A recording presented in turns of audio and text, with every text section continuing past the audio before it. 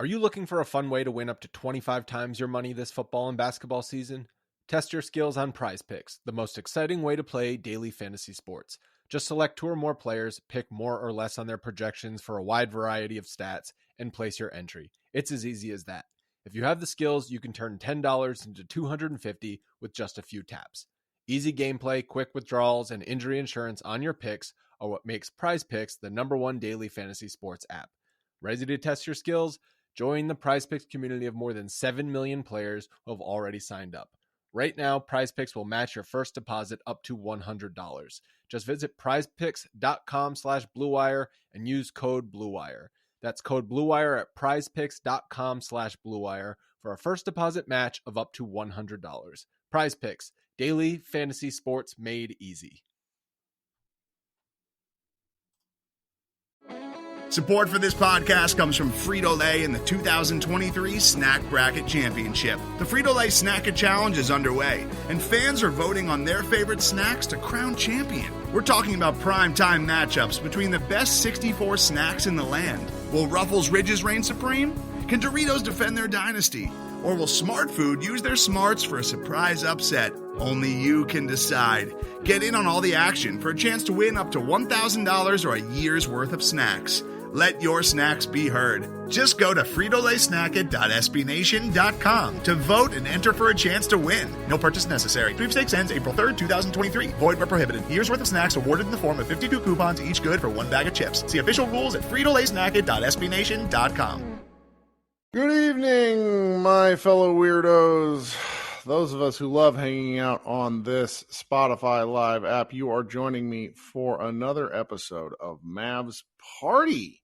First one we've had in a couple of days because the Dallas Mavericks just had what has to be perhaps their weirdest win of the season.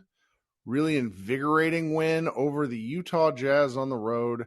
Down Luka Doncic, down Dorian Finney-Smith, down Spencer Dinwiddie, because those last 2 guys are now New Jersey Nets or Brooklyn Nets. Kyrie Irving's not yet with the team yet. Whichever Morris brother we got is not yet with the team. The Dallas Mavericks were down bodies, and boy, did they come through big. Led in what will hopefully be the kind of game which will plant his ass firmly in the starting lineup until he proves he doesn't deserve it. Josh Green fueled the team, 29 points, lots and lots of attacking, a ridiculous plus 38. He was basically the reason that they won. As much as he got his ass whooped by Steph Curry the other night, he turned back around and pushed it all forward tonight in a great effort. Really fun to watch. Kind of confused as to what the scouting report is on Josh Green because they just didn't guard him a lot of the time. They didn't stop him in transition. They didn't guard his threes. They didn't guard his drives. And for him to take advantage, to score 29 points on 17 shots, really impressive. Also, Jaden Hardy, who came through in a really big way, hitting a variety of shots, attacking the rim kind of relentlessly. I think he got blocked 3 times, which are shot attempts. So if you back those 3 out, he was 8 of 9 from the floor. He had some really just nice, crisp moves. There's a V-cut where he put Kelly Olynyk on his ass early in the second quarter that I don't know. I was just really pleased. Really fun game to watch. Can't believe it was this much fun. And we're here and we're going to talk about it. I don't want to stay up all night because I am just really tired from the past several days. If you guys want to talk about anything from the past several days, as you know, we had a ton of stuff up on Mavs Moneyball. If none of you have checked that out yet, we probably had 6 posts today. Whole variety of stuff. Some of it weird, some of it good, some of it maybe a little bit upsetting depending on who you are. But just lots of takes, and that's what we were here for. Okay, coming up first is my man Chris, who probably wants to crow. How you doing? I'm doing great. I'm honestly surprised we won this game, but just we're fun to stay up late to watch basketball. I want it to be entertaining, and this was fun.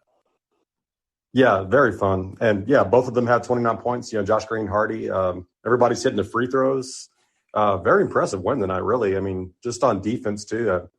We're just getting stops and just playing really fast tonight. Obviously, I mean, Luka's not on the floor, but I think with Kyrie coming in, I mean, this is going to be a good combination of slow and fast. So Kyrie pushes it a little more than people think. I think because his game is a little bit methodical, that they think he maybe plays a little slow, but he runs with the Nets when he had the opportunity. So I hope he pushes the Mavericks because, in all honesty, they're not big enough to play this slow down game. Like, if you really go through who the guys that we want to play, when Josh Green and Luka are among the bigger dudes, that means you're kind of hoisting out a smaller team because on paper, Kyrie's smaller than Jaden Hardy. I'm not sure if that's the case. I'm going to be very interested to see that side by side. But, you got to, like, surprise teams. Get out and punish them,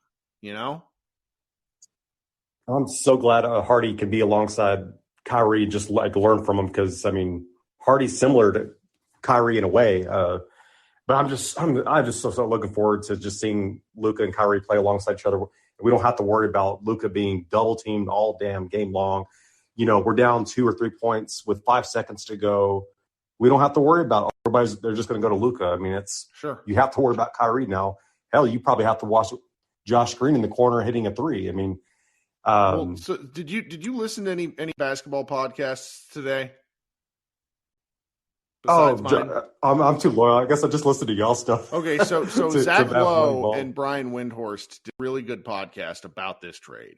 And Zach Lowe talked extensively about how the 2016-17 Cavs and 2015-16 Cavs, for that matter, had sort of just a pet pick and roll play with with LeBron and Kyrie just being, running a pick and roll. It didn't matter which one was which, but because of who the players are, you cannot hedge, you cannot switch. You cannot do shit against that, which Luka. I did see that because they were showing that actually on NBA Today on ESPN. I was watching a bunch of. So in those moments, you're just talking about, just like, that's what will happen. That's what will happen. Yeah. Oh, I'm so looking forward to it. Now, Christian Wood, I know it's his first game back. He didn't have a great game. And he's all, kind of worried about getting traded. But, has the Mavs even offered him an extension, do you know? So that's a great question. So Shams Charania actually said yesterday on one of those video spots that the Mavericks have offered him an extension. No one reported it. Okay. That I have them blocked. That @Mavs_FFL Twitter account, that content thieving idiot, whoever he is, tweeted it out today with the Mavs offered him an extension. Roar. Well, his agent's not going to take it because his agent thinks he can get more money on the market. Oh my God, I hate his agent already. I just cooked. My thing is like, you say on the podcast Josh Bowe and I just did. I didn't get any DMs from him after this game, after his crisp 1 of 7 shooting performance. But you would say, okay, then you got to trade him. But I'm like, if there's not a lot of sellers out there right now, what would we get? We obviously need some type of defender or rim protector. I don't know, man. I just hope that we just don't lose him for nothing because didn't we give up a first round pick to get him? Yes, we did, but it was the pick that was like 27 or whatever this year. So it's is it a protected one? No, it was the pick in the draft, the 2022 draft, like from that summer. Oh, okay. So okay. I have to go find this. We'll see how that goes, but I think that they probably will trade him in the next couple of days. If he's not signing an extension. This is amazing. This is from about 11 hours ago. Tim McMahon tweets that Christian Wood is well aware that the Mavs are discussing potential trades involving him. He said he's trying to stay off social media and talk to Jason Kidd and GM Nico Harrison as much as possible. What is he hearing from them? Nothing, Wood said. I hope I'm not traded. So us and Christian Wood each trying to get answers from Jason Kidd and Nico Harrison, not getting them. I feel kind of bad for him after reading that, to be honest. If he wants to stay with the Mavs, why can't he just tell his agent just take the extension? I don't get it. His agent is this, like, I don't want to speak too out of school on this, but I will say that I think from what I've understood, his agent has gone out of his way to irritate every single person involved in the process.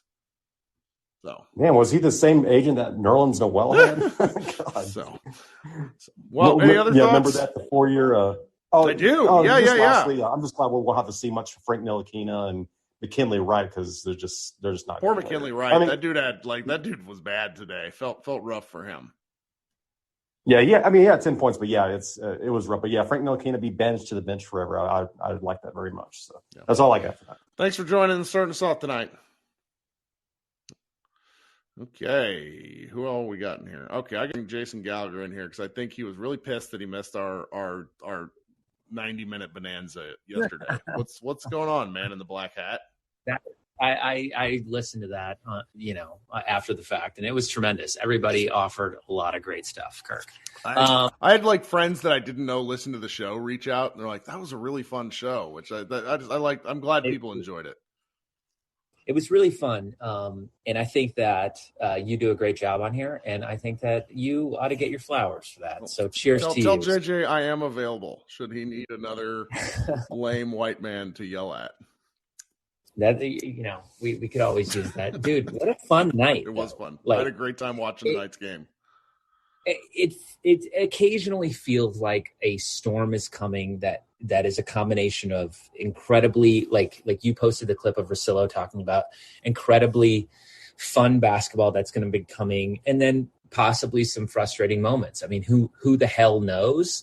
But we gotta celebrate these fun moments. 100%.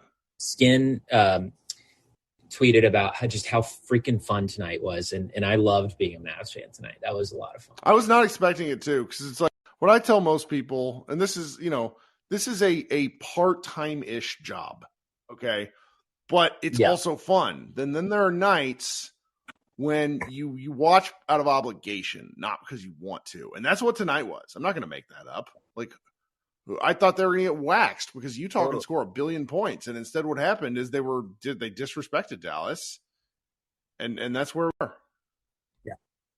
Yeah, totally. I just want to say, because I had a interesting little moment today, because my son's favorite basketball player in the world is Dorian Finney-Smith, which is very funny to me.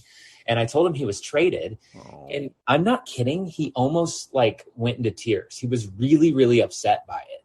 He was like, why? And every parent and every kid has to go through this. But all I'll say is that just shout out Dorian Finney-Smith. He meant a lot to the city of Dallas. He, by all accounts, loved the team, loved the city, and the guy was just like a true professional. JJ literally says he's one of his favorite teammates ever, and JJ played 8 games in Dallas. So that just shows you the kind of guy that. No, he better get a standing O when he's back in Dallas next year. I mean, he better. He's just such an awesome guy. Yeah. I mean, the Kyrie stuff, it's always going to be a who knows for me. I think if anyone follows me on Twitter, I know that people, know that I can be I can be a little negative, but a lot of it just has to do with the fact that in season, trade deadline trades. I hate trade deadline. I hate it. I'm just not a fan of, and I don't. And then you start to think about the long term implications, and that's where the reputation isn't great. But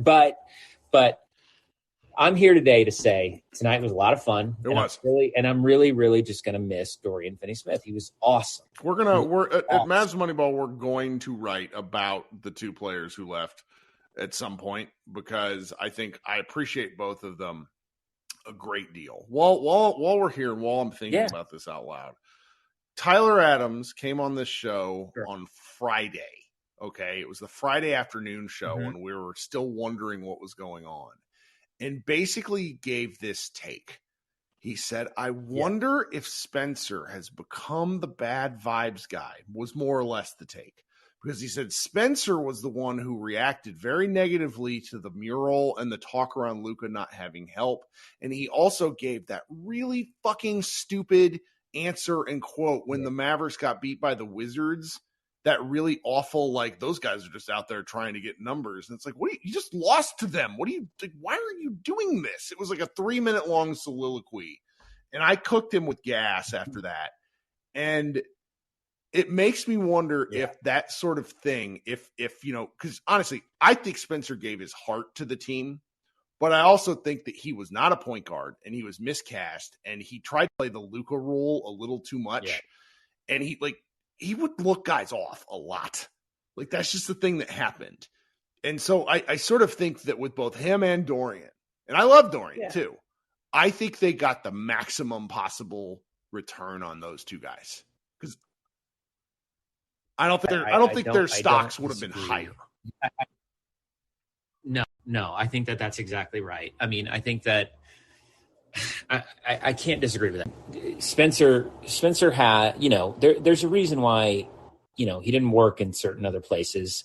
And I think any guy who has a reputation like Spencer, and honest to God, Kyrie, they'll come in and they'll put on, like, Kyrie's got to get paid. You know what I mean? Like, he's going to do his best. If he's not a good soldier, I'll be shocked. I'll be completely shocked. I mean, but now he very well might be a bad soldier, because it feels like predicting Kyrie's like predicting the weather in Missouri. Just wait 5 minutes. It's tough. But I mean, the Spencer thing, I mean, who the hell knows? I just kind of like, I come back to this sort of like, if you're, I have, for every listener here, I get a lot of my like basketball knowledge from my boss. And he says, if you're a team that needs someone to save you at the trade deadline, then you are fucked. And there is very little historical precedent for somebody to come in and save your season. Now, that being said, I do think Luka is a one-of-one talent. So anything is possible when it comes to that. But I just tend to lean on that. And then if you're making this sort of desperation trade, then it's like you're doing it for a guy who usually is done with whatever situation he's in, within a year or so. So that was a lot of the negativity that came with it on my end. But I hope Mavs Twitter doesn't hate me too terribly much. It is going to be interesting. No, the Kyrie takes are I'm always loath to check the comments at Mavs Moneyball, even though it's like literally part of my job. And we wrote a variety of articles today.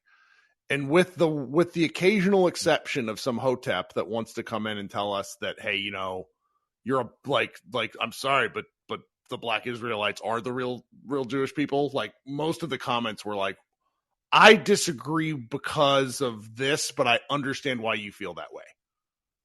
So, sure. Today's episode is brought to you by Cars.com.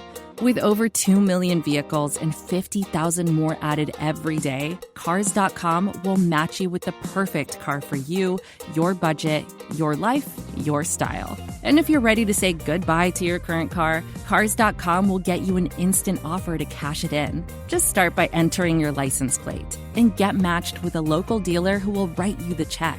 So whether you're looking to buy or sell, just go to Cars.com. It's magical. Well, all I'll say is that I'll miss Dorian. It'll be interesting that the person who was on before me talked about the combination of speed and slow, that is going to be, like, honest to God, really, really fascinating to watch, because defensively it's going to be something else. And I think in a lot of ways, in order to beat certain personnel, it's going to take Kyrie speeding it the hell up along with these young guys. And it's going to be, it's going to be entertaining as hell to watch. I mean, that's the one thing that, like, I haven't really, I guess I could come out on record and just say, this is going to be a show. I think that Dallas Mavericks are going to be a show. And then the other thing that they have going for them is that I genuinely don't have faith in the top two seeds in the West. I don't have a lot of faith in them. So there you go. The thing that we have going for us, and I'll let you go here. The thing that we have going for us is, like, the vibes for Memphis in particular have to be like stage 5 alarm bell shit. So it's like the Mavericks have really the expectations, I think, are high because Luka's expectations are high, but a lot of people don't expect this to work. So if it doesn't work, what does that mean relative to expectations? Well, I don't know, but our good friend Zach Harper said it best, which is the Mavs ceiling is higher, but their floor is lava. And I think that I didn't hear that. That's good. He wrote it in The Athletic, and I honestly was like, I couldn't put it better myself, because it's really not. It's not meant to be a personal shot at anyone who believes in Kyrie, anything like that. It literally just sort of has to do with, hey, if the precedent that he set himself in the last 5 years happens, well then. I mean, 4 months is a long time to keep your shit together when you can't go, Yeah, we're extremely fucked if that happens, and that's okay. But if it works, it works, and I'm willing to give it a chance, because as much as some of the very positive Mavs accounts like piss me off on a principle, I would much rather be happy than be mad. Yeah, correct. And I'm just, I'm not gonna comment on some things with regards to his. I just like let's not post Alex Jones for just a few months. And not post, like I said this, and I made a couple of people mad because of course I did.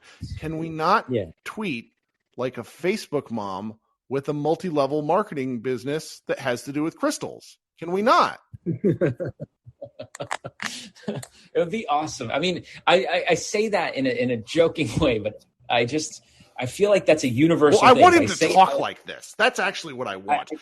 Tweet how you talk. Like, get up there on a Mavs podium and be like, just say shit exactly like he typed. That would be much funnier than everything else. That would be way better. That would be way better. But I say the Alex Jones things because I feel like that is a universal. Everybody can get behind that. That is dumb. Well, so you want to hear an amazing joke? So there have been some amazing Twitter jokes the last couple of days, because that's what Twitter is for. I saw in one of the group chats I'm in, someone said, "I'm really glad that we don't have to hear the Bitcoin noise every time that Spencer scores now." And somebody responded with, "Are we going to have to hear an Alex Jones noise every time Kyrie scores?" That is true. I mean, we really underrated for anyone who knows anything about the NBA. Spencer wasn't.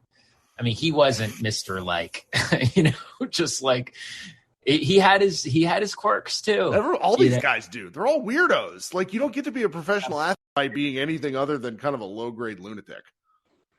Totally. 1,000%. Andre points out the smoothies, and the fact that he only ate steak and smoothies is amazing. I want to say, just because I've been on these and I see she's on and she comments a lot. I agree. Kyrie's not. No, but like in terms of jokes, like the jokes are great. No.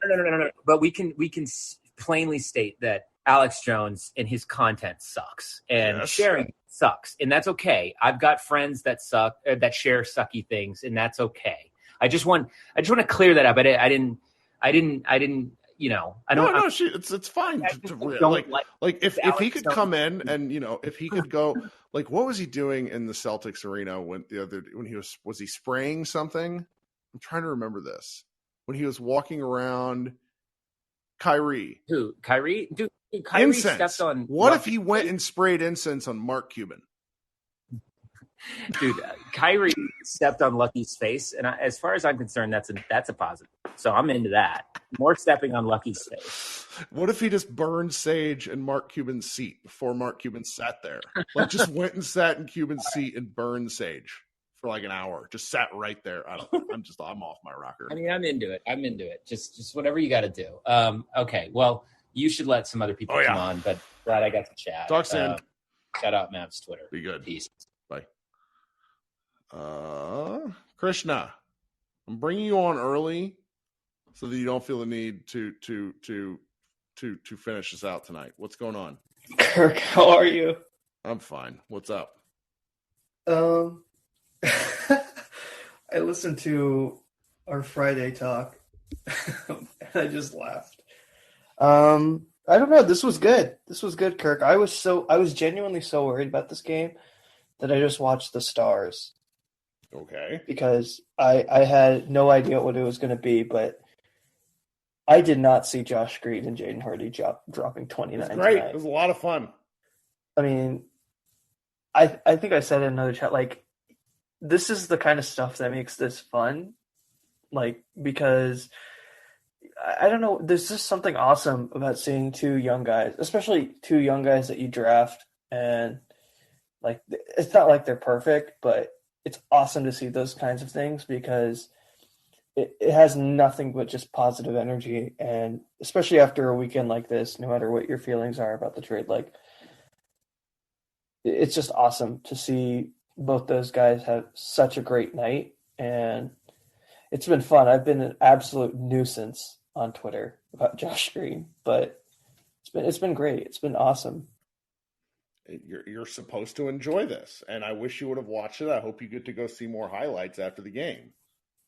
Oh yeah, I mean, I tweeted Panda like this is going to be my favorite highlight video to watch like ever. I mean, I've definitely been a Josh Green supporter for so long, and if I told you I couldn't imagine this, it's true. Like I could never have imagined Josh Green dropping 29 points, and like I know it's not going to consistently happen probably, but the fact that this kind of stuff is happening and like this is a real thing that's happening, like Josh Green dropped 29 points in an NBA game. Like if you told someone that like in 2020 that Josh Green is going to drop 29 points, people would like look at you nuts. And the fact that 2 rookies did it, and I think it was, I saw it from Mark. Not a rookie, third-year player, you nerd. Excuse me. Sorry. I got so into like that they're so young. Yeah, but I think it's so interesting, right? Like they're that young in the sense that Josh is what, 22? I don't know. Like, he's a young man though. That's good. He's young, like yeah, and it's easy to forget, but Desmond Bane was 22 when he joined the league. Don't do this. Don't worry. I can't do the. No. I'm not comparing, but I'm saying like when Josh joined the league, like it was easy to see he was not anywhere close to being ready, and like it's so easy to compare ages, but age does make a difference in terms of where. No, I mean your developmental cycle, the 17 to 22 range is key. It's why Dennis Smith Jr. kind of got fucked because he spent his senior year in high school with a torn ACL. His freshman year of college, he went to a terrible program. The only year he actually developed was the 1 year under Rick, and Rick was done with him by game 50. Exactly. Development is just so important during those years. And Carl, that's why it was disappointing that they drafted him in the sense of Carl had no interest in developing him. Also, there was COVID. Also, there was no summer league that year. And so it's like the deck was very much stacked against him and that entire 2020 class. Like James Wiseman is going through a similar like series of like, this is just really hard because if you miss time and if you don't play basketball, it's hard to get better at basketball. Of course, like I think another example from that same draft is like Patrick Williams. Like the Bulls took him 7th, and like they would rather play Ayo Dosunmu over Patrick Williams, right? Like, which is what it is. Like it's a really great encapsulation of how no one knows anything. Ultimately, like it's all projection, and some of it is like obviously you have to give credit to Josh, like having the wherewithal and just the will to still succeed, even if maybe like outside forces or an environment is, I don't want to say against him, but like, there's more factors leaning against the fact he won't succeed than will. And the fact that he did it is great. And even for Jaden, like this, I know a lot of us are going to freak out about what a great game Jaden is, but he's still going to be inconsistent. But these are the kinds of things that are really promising. And it's awesome. It's just awesome. It's a nice win, and it's a nice game to take me away from everything else. That's all I'll say. Good. Yeah. Well, I'll see you here on Wednesday night when we're up here even later. Okay. That'll be okay. That'll be good. That might be a sad game, but that's okay. That's okay. Hopefully we have a good night. All right. Take care. Everybody. Talk soon. Okay, I want to read everybody this quote. Callie Kaplan, this is from, I don't know, about an hour ago. Josh Green on how he found out about the Kyrie Irving trade. I don't have Twitter, so I had no idea. I was in the shower and I came out to like 20 text messages, and I'm like, oh, I'm done. Like, I'm traded. That's adorable. Okay, coming up next is, let's go with Jacob. Hey, Jacob. Hey, Kirk, what's going on? I'm just living the dream. I had a little bit too much caffeine late, so I'm like exhausted while wired. Right on. Too much coffee, I guess. Yep. I got you. All right. Well, I mean, I don't even know where to start, man. This was such a fun game to watch. Like, this is the most fun I've had watching this team all year, and it was without Luka. Yep. I mean, who'd have thunk it? But man, I remember watching the first quarter. It sucked. The first quarter sucked, and we had a lineup out there of like it was Wood, and gosh, it was McKinley Wright, Theo. Oh who else was it? I'm trying to. I think it was Frank was also out there, and it might have been Tim. I'm not sure, but it was a less than stellar lineup. Like it was a lineup that the Rockets would be jealous of. And I remember thinking to myself, man, if you would have told me that we would have this lineup in the first quarter in the 55th game of the year, before the season started, I would have thought that something catastrophic happened to Luka. Would force his way out. Kid just probably might have, just up and quit for no reason. And, we're tanking. But we somehow still won the game. It's great. It was great. And Yeah, they won no. rather convincingly. Like every time I felt like the Jazz were going to do something, Josh Green punched them in the mouth. He did. And, man, I'm also a huge I'm sure I don't know if you remember, but I love me some Josh Green, and it's a Hardy party over here on Josh Green Island. And we started going to Jaden Hardy at the end of the game as like a closer almost. He had some very nice shots. I was very pleased with his decision-making.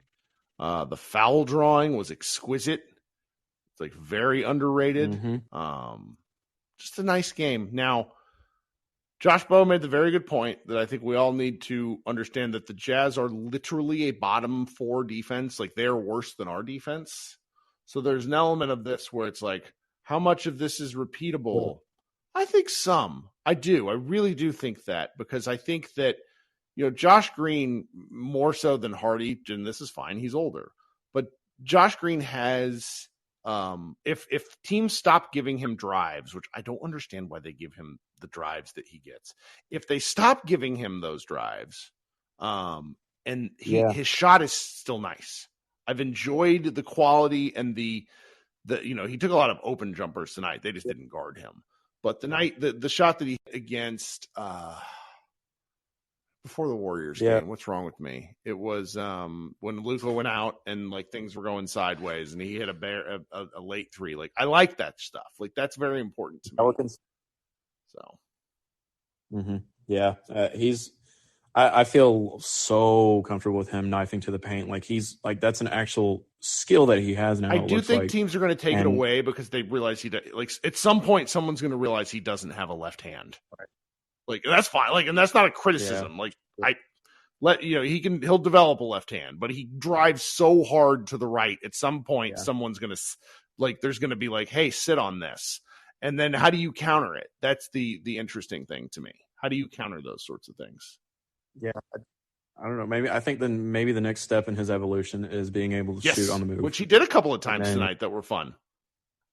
Yeah. Especially in the mid range. I was like, it's actually looking silky smooth. I think all of his threes were spot up, just Jay's. Yep. If I can remember correct. But if he's able to shoot on the move, I mean, well, the threat of shooting on the move is just as important as the actual shot, because it means guys are guarding you. So and I have to give Dwight Powell his roses. Incredible game. Just imagine if he was this effective on the boards, like every game. Like he would be a plus asset for us. Sure. And so fun game, fun win. It's almost as fun as the Game 3 win in Utah last year. Like that take. Almost. Well, almost. Thanks for joining us tonight. Yeah. All right, you too. Okay, coming up next is my man Brent. What's going on, Brent? Hey, Kirk. How are you? I'm all right. You got what you've been asking for tonight, and especially in the fourth quarter. You got some point green. Yeah, a lot of point green. Very, very, it doesn't reflect in his box score, only 2 assists. But the initiation, like the pushing of the paint, the just doing weird Josh Green shit, we got a lot of it tonight. I liked it. It was a very, very fun game. I've been thinking a lot today about these other draft picks in these next 3 days. Now that the seal is broken, players are, swapping around and that 2029 pick is out the door. It's almost like the future is now kind of moment, because if Kyrie Irving is not, something you can depend on for next season, can you really set on the rest of these assets if you can go out and find value? Oh, I don't think they're done. And the lineup, when you look at it, there's a lot riding on whether Maxi Kleber is like a functional human being when he comes back from this torn, surgically repaired hamstring. So, but that, it's slightly a problem for another day, but I don't know. You see the bones of like what they could do where it's, one of the things that I keep coming back to was a take. I want to say it was a Zach Lowe take where it's like, what if the Mavericks actually used Luka Doncic the way that the Brooklyn Nets did before he hurt his hamstring, which was James Harden used to run offense for 3 quarters. Like he would set people up, he would serve the table. And then in the fourth quarter, he would become the battering ram, which is what Luka does all game long. And I wonder with another ball handler like Kyrie, if they could do a little variation of that, where it's like, maybe you do a little my turn, your turn, because Kyrie's one of the greatest freelancers in basketball. So it's, I don't know, the offensive options are up in the air. I'm looking forward to seeing that. The defense, kind of a different question that I don't want to think about. Well, what you're talking about is we're so accustomed to these incredible first quarters. Yes. What if you could copy and paste that to the fourth on a regular basis? Kyrie's a league. I want to say he's the league leading fourth quarter scorer. Yeah. We are, or I should say the Mavericks are. I'm so excited about this time of year I'm using fan pronouns now. No, we're Mavs at this point. It's fine. I'm good with this. A big man short, a wing short, and a third point guard short. Now, or a rotation short. Yes. Well, I mean, it feels like 3 pieces that we don't have, because I don't think we're going to. Do you think anything is going to come of Markieff Morris? I mean, where is he going to fall on the depth chart? It's a good question, because he only played 10 minutes a game up there. I think he might be cooked. Yeah, that's probably the default. We have to assume that he doesn't have anything left for him to be chosen off the roster. I'd rather be happy than need him. Sure. Yeah. If you were to, now both of us get crazy with fake trades and specifics, but in terms of those 3 needs, if you were to prioritize them, big man, wing, third guard, where would you prioritize them aiming the assets they have left? My mind says wing. My heart says big. Yeah. So that's my It's going to be interesting. I think we're going to have more to talk about Mavs related by the end of the week. Well, we'll see. I mean, it'd be great for me. Well, maybe not. My marriage seems to be questionable at this point with me doing this much fucking podcasting. But yeah, I'm having a great time. This has been the nice part about it. It's funny because I remember maybe year 2 of Luka, we're like, they never do anything at the trade deadline. And it's like during Luka's time here, they've made 3 mega deals at the trade deadline out of 5 years. So it's really. I agree with what you said earlier in terms of getting the most value.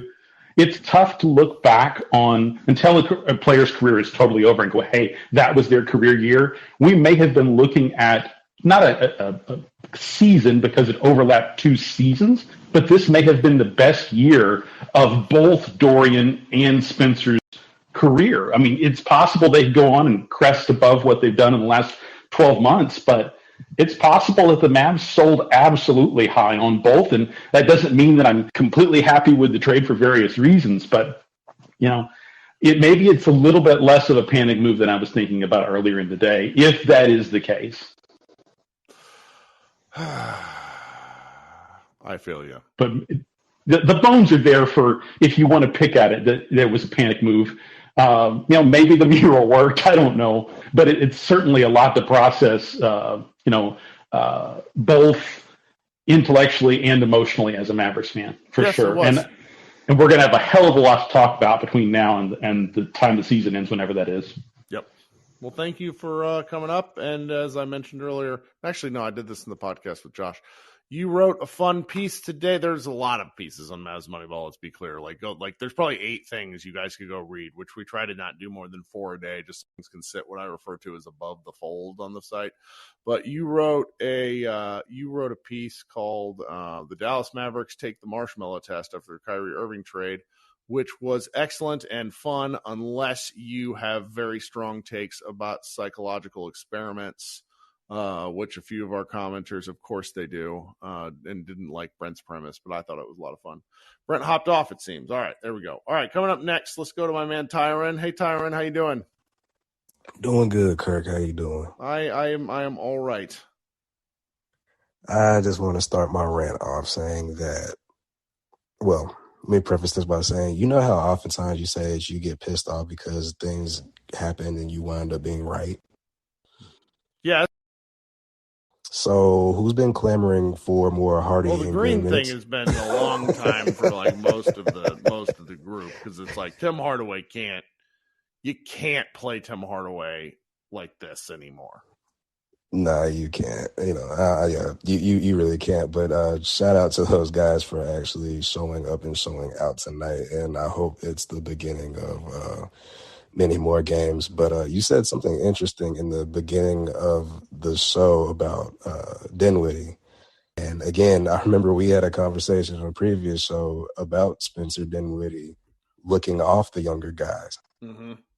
And it's very funny that now that he's gone, they're signing. So at first I was kind of, I'm not going to say upset, but I was kind of, I don't know, I felt a way. I don't know how to describe it, but I felt a way about Spence getting, but after tonight, it's making sense. After all the dust kind of settled from Sunday, a lot of things are starting to make sense. And I can honestly say for the first time this season, I'm excited about what's going forward. So this is a very specific thing, but I think that they traded Spencer in a way that where 5 years from now, I'm going to remember the Spencer Dinwiddie Mavericks experience in truly like glowing fashion. I'm going to be really grateful for his time. I am right now, but I'm not going to remember some of this, which I think is for the best, because some of this comes down to the fact that he is not what the Mavericks need. He gave the Mavericks everything he could, but he wasn't what the Mavericks needed. And that's not fair to him to hold him to that standard over a long enough time. And instead they kind of part right as he's beginning to sort of crest in certain ways. And now we'll remember the good times. Oh yeah, no, for sure. I'll definitely remember him dragging us to the finish line last year. So I mean, and there's reports out there that he and Dorian won't be in Brooklyn. I don't know what's going on with that. So what that was the Nets were basically trying to expand the trade to a 3-team trade, seeing if they could work out something with Toronto for Fred VanVleet.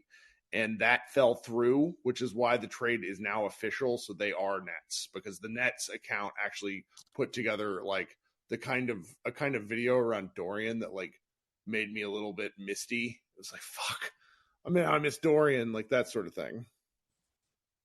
Yeah, and both of those guys, they're going to be great in Brooklyn. I think so too. I'm glad to see them going up there and doing their thing. And we don't have to play them this year. We're done playing them. We don't have to play them this year. So it's like we could just like unabashedly support the Nets. Yeah. Yeah. I could just imagine the AAC being all wimpy if we had another game with them. Yeah. But that's pretty much. Oh, one more thing. Now that the dust is settled, the tone of the room has changed so much, and I think it's hilarious. About the Kyrie stuff? What's that? Which stuff? Oh, the whole Kyrie. Oh, I mean, Irving that'll thing, come back though. He just hasn't played yet.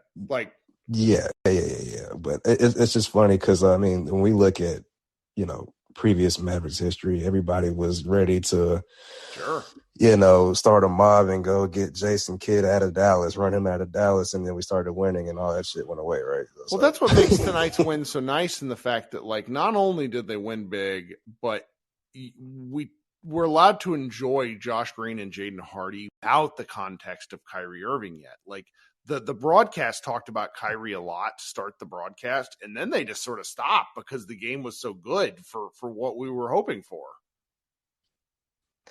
And I'm glad. I mean, because not to diminish anything that he has done or said, but he has admitted his wrong and made his mistakes.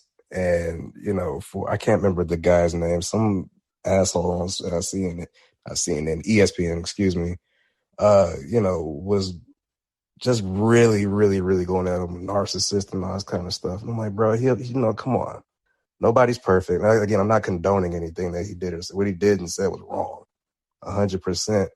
But, what I'm interested in with Kyrie is whether it's like drama attracts him, whether it's a trade request, whether it's like, he forced his way out of Cleveland because he said he's like, I'm going to get knee surgery if you don't trade me.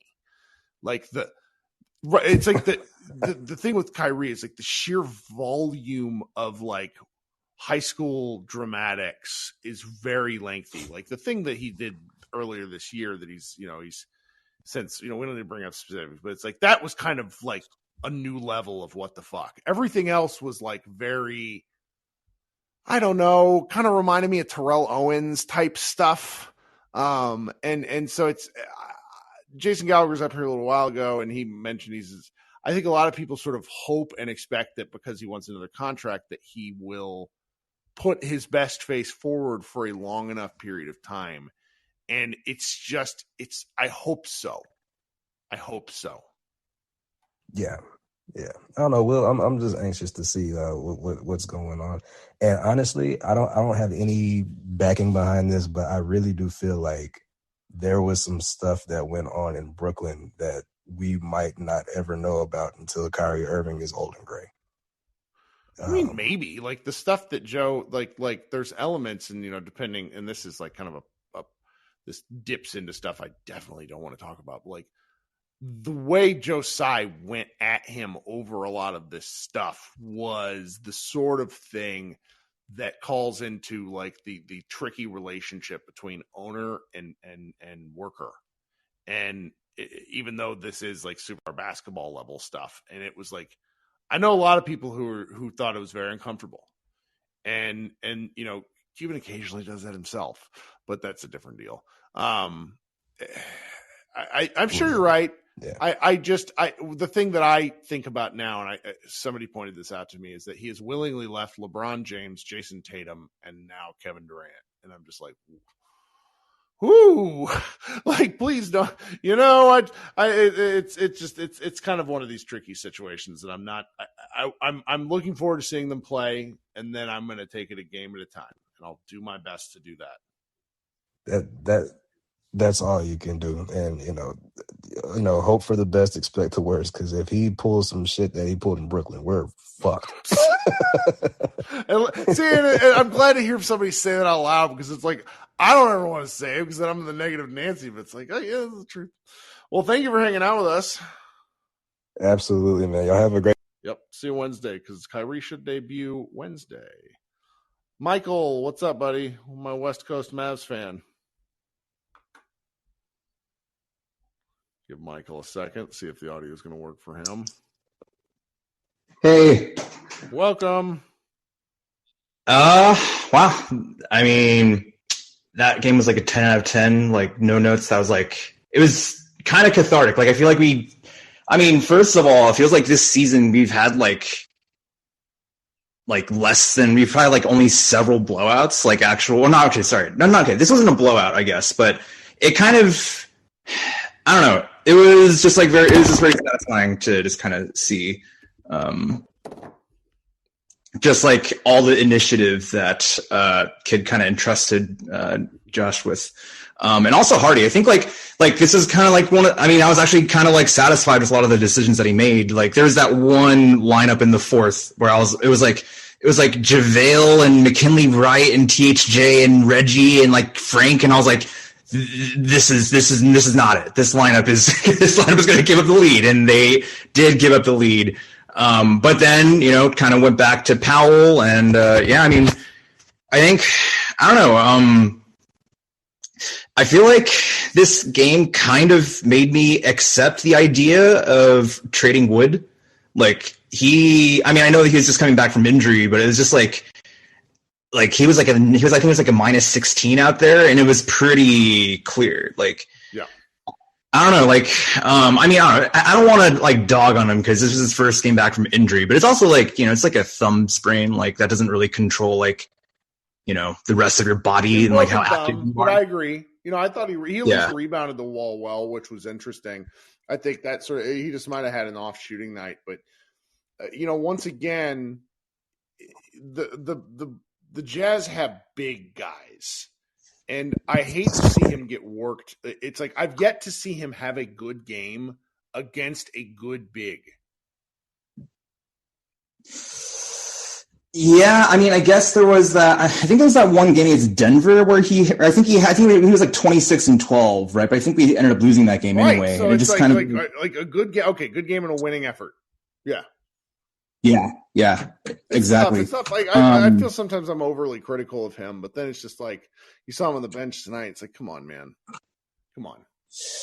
Yeah, and I think like I don't know, like I don't want to just like dump him for nothing. Like obviously, if like like if the team is like wants him for nothing, then yeah, I'm not gonna give him up because he still has like a lot of like really. He's like probably the most skilled big that we have by far. Although some of Powell's moves on Kessler today and Kessler and Lowry today, like he was kind of in his bag. Like I was like kind of surprised that he had like spin moves and like I was like and like fakes and I was they did not take the Mavericks seriously. The Jazz did.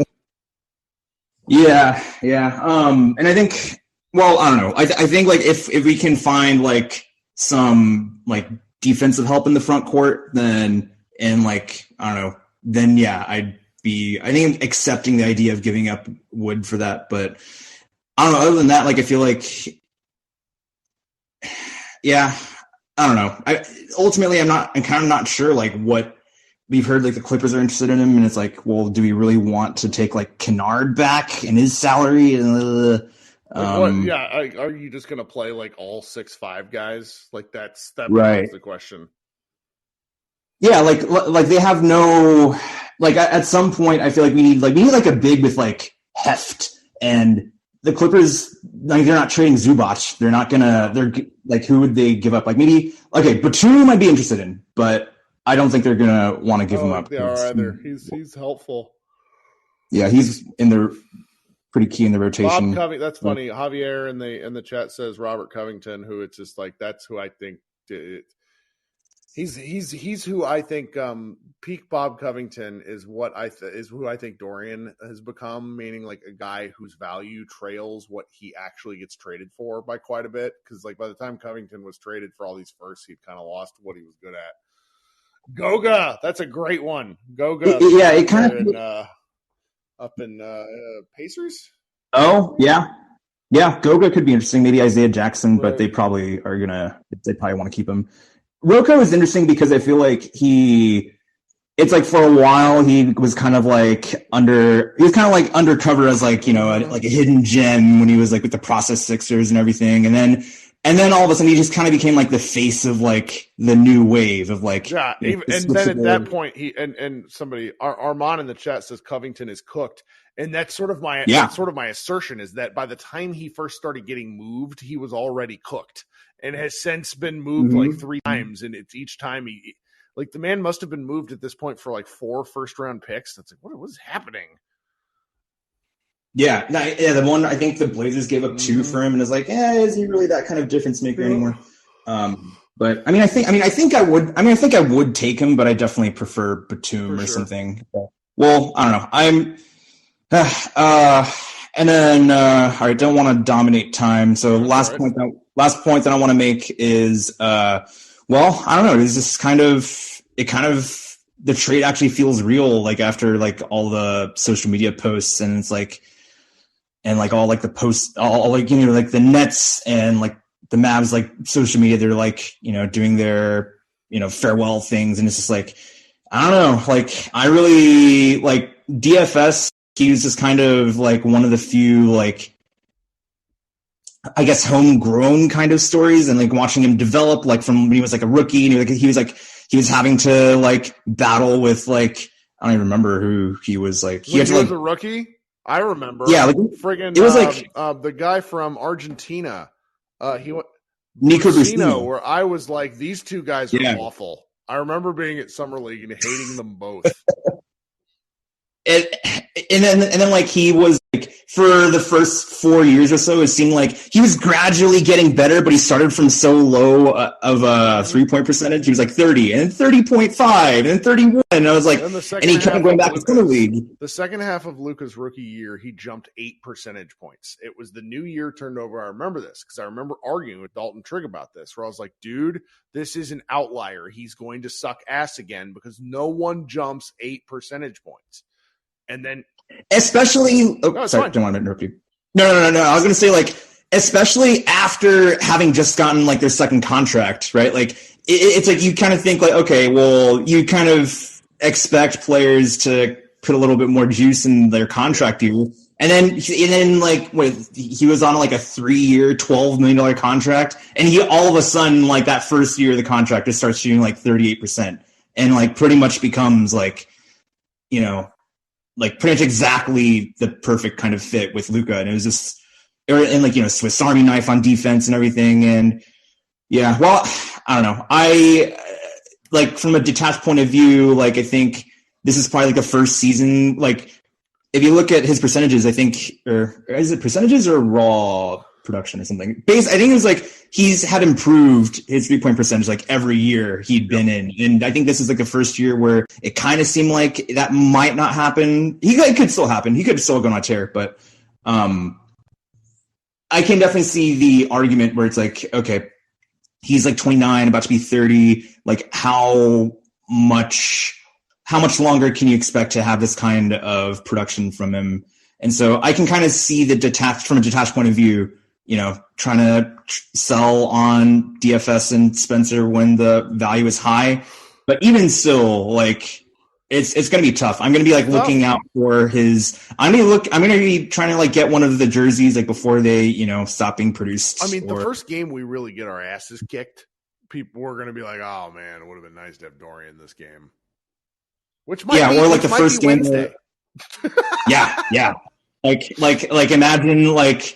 If like Kyrie, it's like, you know, I can definitely see a situation where like Kyrie goes out and it's like there's like not much chemistry because he hasn't practiced with the team and he's just like trying to like freelance a little bit. Maybe he's like getting like, I don't know. Well, I mean, he's like an okay finisher, but like there's kind of going to be a lot of pressure. But I guess I brought up DFS because I think okay. Last point. I brought up DFS because. Well, I think just watching Powell tonight just kind of made me appreciate him a little bit more. Like he was there during like when we had Charlie V and Monte Ellis. Like he's been a part of the team for so long and has like, you know, I mean, there were the couple years where he tore his Achilles, but he's like been like a constant fixture in the rotation, and he's like, you know, been like a sterling locker room presence, and you know he's honestly been the best big that we've had this. Okay, I guess we could argue Wood, but I think I don't know. Wood definitely has a production on him, but if you just kind of look at how the team plays, like it just looks so much smoother with Powell out there, and he's like screening, and he's just like kind of like matters. Like everybody underrates screening, I think, a great deal, and screening is really a lost art because it's a symbiosis between the ball handler and the screener. And Powell is basically the only Maverick who knows how to screen. That goes including like Reggie, who sets all sort of offensive foul stuff. Yeah. Like, and everybody gets mad at Dwight Powell's offensive fouls. It's like, well, the man sets a billion screens. Like at a certain point, a ref's going to call something stupid. Yeah. Yeah. Like as a percentage of all the screens that he sets, he's doing pretty well, I think. And there's like all like the Gortat screens that he sets, like for Luka. Like I think SJ like pointed out tonight that like Kyrie is going to feast on those, like all the screens that he's going to set. And you could tell that like he was setting the screens and like loosening up the defense and allowing like Josh Green and Jaden Hardy to like attack downhill in space. And like, I mean, it's just like just like looking at how the offense flowed between when Powell was out there and when Wood was out there. This is not just a night and day. And so I feel like, I don't know, he gets a lot of criticism from Mavs fans, but I really hope that he retires the Maverick. I hope he's like, you know, Udonis Haslem or something. Like he's probably paid too much for the production that he has, but you know, hopefully paying him, it'll be a lost spot for him. Like, right. Yeah. Sorry? What if you're paying him half of what he's making now, you know? Yeah, exactly. Although even then, it's like right now, like 9 million or 10 million or something, 11 million. Like with the cap spike coming in, it's going to be the cap's going to be like 160 million or something like that. Like, I mean, for someone who's like whose best role is like energy backup big, I feel like 10 million is like you could do worse for like a big. Sure. Yeah. All right. Thanks so much, man. Yeah. Thanks for having me on. Yeah, never feel bad about talking up here. I'll usher your ass off if I want to. You'll get the drift, like my man Ruben here. Hi, Ruben. What's up, buddy? What's up, Kurt? Man, I was like a little stressed out from work and stuff like tonight or whatever, because the first 2 Tuesdays of every month are kind of like super busy at my job. But I was like, damn. And then I looked at our lineup. I was like, fuck. Mavs are not going to make me even happier. So I like started watching the game. I'm like, what? Like my emotions were like, what? Am I dreaming? We're not even supposed to be this close in that half. Were we up or like down like 5 or something like that? I can't even remember. But this game tonight, like, man, that it did something for me, man. Like, just I'm up here mostly for Josh Green Island. Let's go, Josh Green, and the Hardy party we got tonight. But these last couple of days, Twitter has been just comedy to me. Like, it's great. I just been rolling. And tonight, oh my God, just a couple, Bibbs. Oh yeah. Bibbs posted after the game. He put up, I'm so sorry, Dodo. Dodo's career high 28, and then he posted Hardy and Josh Green tonight 29 career highs for them. I was like, oh my God, too soon, bro. And I just started rolling. And then Nick Ekstead post, oh my gosh, what if you add 2 all-stars to this team? And I just started rolling, laughing. But I'm definitely glad Dodo. I feel like this may be good for Dodo. I feel like, he started with us. We groomed him to a great player.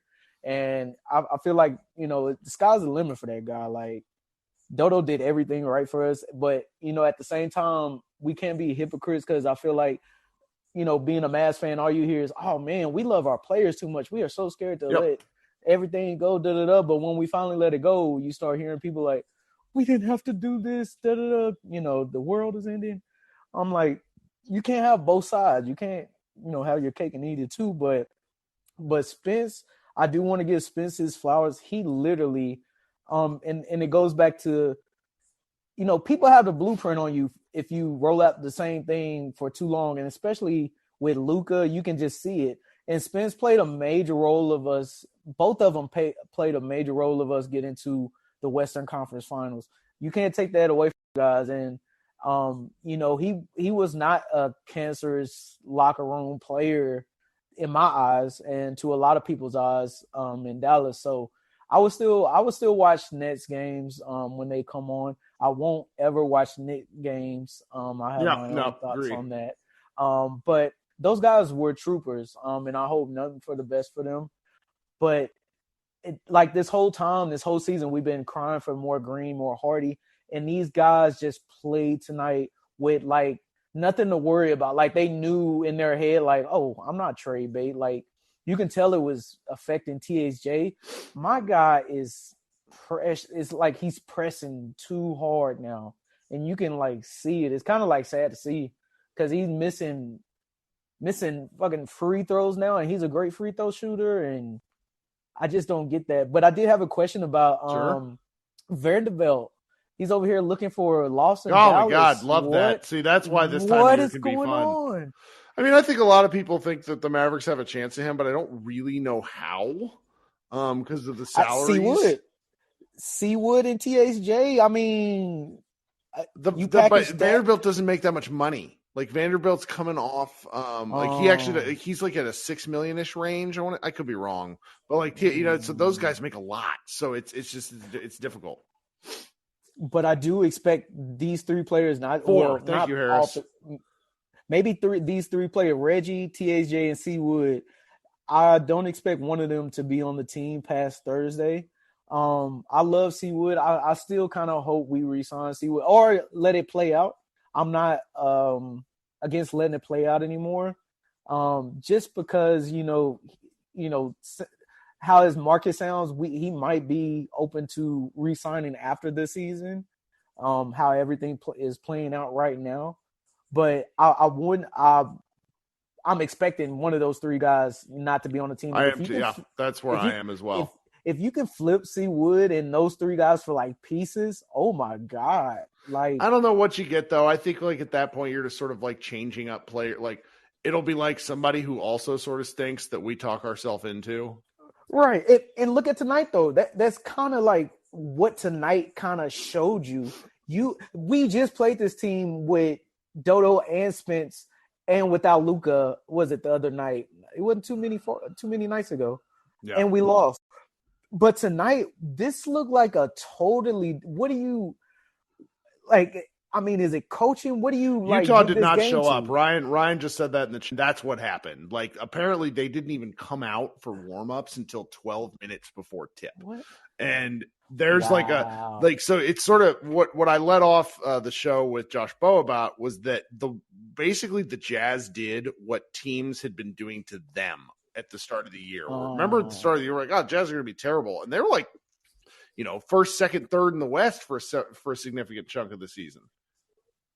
But we even like everybody and their mom was expecting a loss. I was expecting a loss. I wrote that in the damn game for Mavs Moneyball. I was like, this is going to be you were about to post that in the first half when we were down 15. I know. Yeah, I was like this is, and I wouldn't have been mad. It's like we don't have anybody playing. That's what I was like. I'm ready. Like I was ready to go to work tomorrow. Like fuck this. Let me get home and fucking take a shot. But tonight was a pleasant surprise, and I think it was just a different vibe. Even if we all know Luka makes players better. We've been saying this for forever, and I would say, yeah, we might get somebody else's trash. They may look like trash on another team, and that's why I'm kind of so excited about the Markieff Morris deal. I always like those, like both of the twins play. I just don't like their cheap shit after the play type shit that they do. But I always like their game. And maybe he was getting 10 minutes a game in New York, but maybe, another man's trash is another man's treasure. Well, I mean, even if he sucks, then I'm looking at a different guy who sucks than the players who I've watched that have sucked for a long time. Yeah, and we got plenty of guys who have been sucking this season. So it'd be I would rather see a new guy try to suck. Maybe that's what I'm getting at. But Josh Green, Hardy, and just before I go, Hardy, you drive it to the hole as much as you want. Yes, you will get packed and blocked, but just seeing that fire, just like foul drawing was good. Yeah, he's allowed to get his shit sent away as long as he's drawing fouls every now and again. Exactly, and he seemed like the only player like that wasn't. Maybe it was called up by Jay Kidd. It looked like they were like, no, either give Hardy the ball or Josh Green the ball and drive. But he wasn't scared to drive, and I love seeing that. But let's go Mavs. I feel like you add those two players that we're waiting on to come back, and the West is kind of mediocre, and all these playoff teams have a kryptonite, and maybe we can luck up and make it past the Western Conference Finals. But I'm glad for the win. It's going to make my week a whole lot better. You have a good night, Kurt. You too, buddy. Thanks for joining once again. All right, coming up next, no problem. Then we got a couple more people, then I want to go to bed. Micah, you've been waiting forever patiently. Everybody, I'm going to get to everybody, so don't worry. But Mike, hit that mute button one more time. I saw it go down and then go back up again. All right.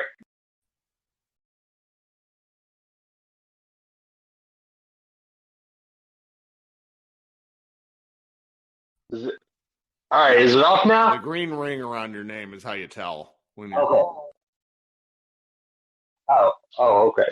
But man, yeah, that was fun. And my main takeaway is this is why the draft freaking matters. It's crazy. You think about our team, the main people we're excited about, and the main person we're upset that walked were all people that we drafted. And it's just like, So that's fun to see, and it's just, I mean, and you think like I'm almost ready to lie to myself, Kurt. I don't know. We'll see what happens. I don't trust anybody in the West. Just being honest, and like it's just like the one thing that I think would give us issues. I don't see it in the West. Like there ain't really any power bigs. The teams They're that all actually net. worry me, are like the Warriors, and that might be it because I think the Warriors are just a mismatch problem for us. And because they just play such a different style of basketball. I'm not afraid of Memphis. I'm tangentially afraid of Denver just because of the firepower issue, but I would love to see that. Like that would be a fun series. I guess I'm afraid of the Clippers because Kawhi Leonard seems to have like he's Arnold Schwarzenegger in the first Terminator movie shit going on when he plays the Dallas Mavericks. Yeah, that might be it though. Yeah, but we'll see. I mean, it's just like I can't sit here and lie and act like Kyrie isn't a wild card and you don't know what he's going to do. But it's just like there's some situations that he's catching flack for that's like, do you really blame him?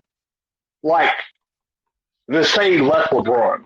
Like, the truest thing is when somebody shows you who they are, believe them. And couldn't Kyrie be looking at that situation and be like, okay, I know how this is going to go. You just traded everybody off. Now we're bad. So either one of two things is going to happen. He's going to send me off to some mid-ass team that for somebody that's marginally better, or he's going to leave us and we're going to stink. So maybe I should try to take this situation in my own hands. Well, there's always extenuating circumstances, but he has a lot of circumstances. It's like at a certain point, I always use, there's an old Sarah Silverman joke that she did like 10 years ago where it said, if you keep having bad roommates, you're the bad roommate. And I think about that a lot when it comes, not just in relation to Kyrie, just in relation to like anybody that you have trouble with in life. And he just... Right. Even if you grant him some leeway, which I think is good, I think is a reasonable human thing to do. There's just so many things. Like, yes, there is, but still, it like what they wanted as a stipulation for his contract. Like, as much as you can say that Kyrie is a risk. What they were putting as his incentive was insane. Well, they were treating him like Deshaun, like the Cleveland Browns treated Deshaun Watson, which I understand why he wouldn't do that. I also understand why the Nets did it that way. He had played 143 games out of 286 possible games. He made $750,000 per game that he played. Like that. How many games has Ben Simmons played? I mean, that's where it's just like the whole situation up there. So that's the whole issue. Yeah. That's where people look at their situation just out of human nature, just differently. Like to look at it and be like, look, I'm an all-star starter, and this dude he gets poked in the eye. He don't want to play. Yeah. Like, I got to scream at him to shoot the ball. Like, but he's guaranteed all this money. But y'all are saying I got to win a championship to get 3 years? What are we doing here? True.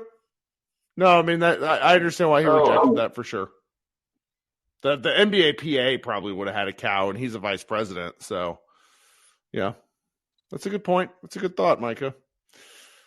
We got anything else for us? No, man. It was fun. Maybe I'm ready to lie to myself. We'll see. I'm not quite there. I'm gonna need some post All-Star break, but that's also me just needing to get to All-Star break. Well, it's just like we said, the Warriors are the only team that scares me, and man, that team without Steph Curry for a month, they're in a problem. They're in a real problem. That's not good because I don't know. Like when I watched that last game, it's like we lost, and it looked like it played out exactly to a T the way the New Orleans game played out. Yep, you're right about that, man. It's identical. I was like, whoa, okay, they're in trouble. But, all right, well, let's talk soon. Thanks for hanging out. Yeah, have a good night. How do we have more people joining? AJ, what's up? Howdy, Kirk. Darth Vader 41 here. Just want to say, first and foremost, I want to give a shout out to you guys at Mavs Moneyball. You guys have been navigating the rocky waters as of late, I would say, with integrity, and it's some good journalism. So thank you for that. On to tonight's game. I had a Dwight Powell plus 1,800 to double prop tonight. Wow. And the Mavericks played a playerless roster. So, of course, Dwight is going to get some good run. I want to give him a shout out because he had a career high 16 boards and 8 of them were offensive boards. He had about 11 or 12 points as well. But, so probably in the shadow of Hardy and Green tonight was Dwight Powell actually getting a lot of shit done for us. Excuse me. And I saw him picking up young dudes, doing a little slap ass, being a real team guy that everybody kind of memes him for. But I think it was much needed tonight, and he deserves a little bit of a kudos at least. Yes, these are great takes. I you don't need to tell me this, but I need to know how much you put down for a plus 1,800 bet. That's amazing. I max bet it for $8. So 8. So what's I can't do math. What's the winnings on that? It was like $130. That's fantastically fun. That's awesome. I was. love that. I do too, and I love that it was Dwight, and it was sort of just like the cherry on top of a very fun, unexpected win in a very murky, weird, exciting, and nervous time. Well, I'm glad it was fun because that and are you outside of Texas or are you in Texas? I am holding it down. Los Angeles, Panda Hank. So shout out to some others. So we're both in states where gambling is not yet legal where we are. That's right. But it's good to have friends. That's right. That's right. So I bring this up to point out that once this does happen in both of our states, these sorts of hilarious side conversations that come with watching sports, where it's like you put down $5 on a player prop bet, that it really does make watching these games different and fun. Certainly, it can make a boring game. That's right, because you're just rooting for one more very stupid specific statistic. Exactly, and for those who don't know, a plus 1,800 bet is 18 to 1 odds. That's amazing. I love that. Shout out to Dwight. Honestly, lost among all of the great things we can talk about. Dwight Powell looked like a real backbone and a culture guy on a team where we couldn't, half of NBA fans couldn't name a few of our starters tonight. So that's true. All right, man. Thanks so much. That's all. Thanks a bunch. Take care. Talk soon. Seeing some, my timeline is just preposterous tonight. Leo, what do you got for us, man? Sorry for making you wait. It's all good. Can't hear you. Can you hear me now? What are you talking into? Your phone. All right. So do we have speaker on? Do we have headset in? Do we have Bluetooth anywhere? Hold up. Nah, we'll go ahead and just dip it. I'll message you it later. All right. Sorry, buddy. For some people, this app just doesn't work on the audio settings. So we should maybe do a test room at some point and figure out some of the issues. Tyler, what's up, man? Hey, Kurt. Can you hear me all right? I can. Awesome. Thanks for bringing me up. I'll try to be quick. I wanted to talk about or ask about Green and Hardy. Their minutes together when they were the ball handlers had some shaky moments, I thought, but overall I thought it was promising. And I was wanting to know if you thought that they might, without a true third ball handler, if they might go to that throughout the season a little bit, especially when the inevitable Luka and Kyrie missing a couple games for rest or whatever happens. I hope we do. I hope we see more of it. I would rather some trial through fire type stuff. I mean, the Jazz are not a great judge because they're so bad at defense, but you don't really get better unless you make, you get the opportunity to make mistakes. Yeah. We definitely jazzed the Jazz, caught them by surprise. Definitely an outlier night for both those guys, I think. But I agree. I think at this point they need minutes. NBA minutes is how they're going to improve. But also, I did want to mention that I was looking at Jaden Hardy's height and wingspan. He's listed at 6'3" with a 6'9" wingspan. He has a very big wingspan. That is true. And so Damian Lillard's 6'2" with a 6'8" wingspan, and Donovan Mitchell, I think he's like 6'1" with like some crazy wingspan as well. And I'm not saying like he's going to be that type of player, but I think if he's able to like put on some serious weight, like build up his shoulders, kind of like how Lillard and Donovan, and then improve like his ball handling and passing and his overall game, I think he's got some serious potential.